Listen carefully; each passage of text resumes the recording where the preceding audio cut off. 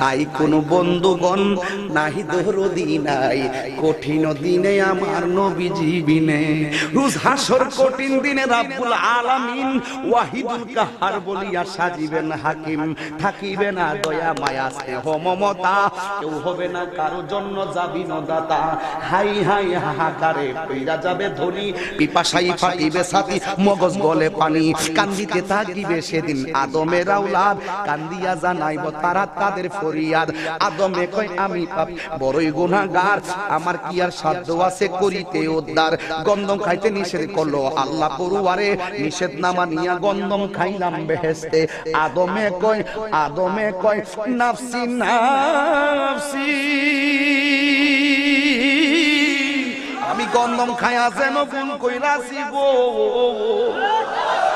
আমি অপরাধী হইয়া গেছি, পারবো না সেই কারণে কঠিন দিনে আমার নবীজি বিনে।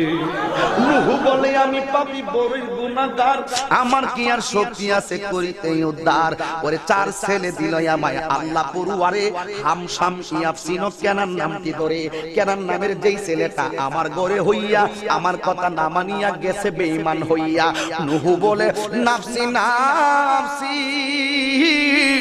আমি আল্লাহর কাছে লজ্জা পাইছি গো।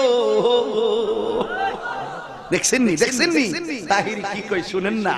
এই যে দেখেন এখন যে কইছে আদমে কই আমি পাপী বড়ই গুনাহগার, কইবা আমি আদম নবীরে গুনাহগার বানাই গেছে। আর আদম নিজে কইছে রব্বানা যালামনা, যদিও নবীর কোনো গুনাহ নাই, কিন্তু নবীগণ অত্যন্ত এনকেসারি হয়ে আল্লাহর কাছে তওবা করতেন, ক্ষমা চাইতেন। এর মানে আদম নবীর গুনাহ ছিল না, এটা হলো আদম নবীর অনুতপ্ত ছিল, কোন নবীদের গুনাহ নাই। আবার সকালে কইেন না তাহিরি নবীরে গুনাহগার বানাই গেছে।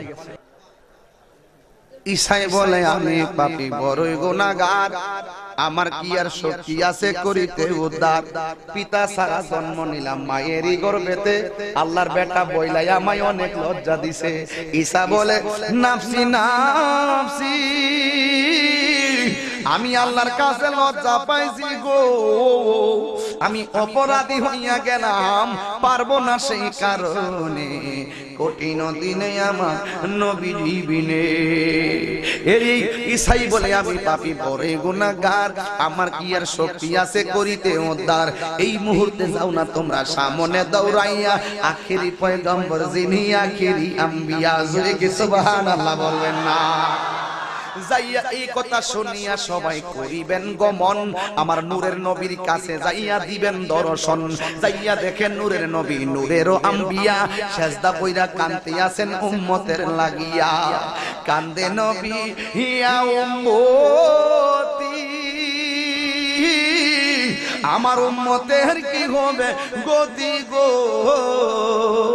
আরে উম্মতের জান্নাত দিয়া শান্তি দাও হাবিবের প্রাণ, রোজ হাসরে বুঝবে একদিন আমার নূর নবীর শান। রোজ হাসরে বুঝবে একদিন আমার জিন্দা নবীর শান। কথা কোন ঠিক না?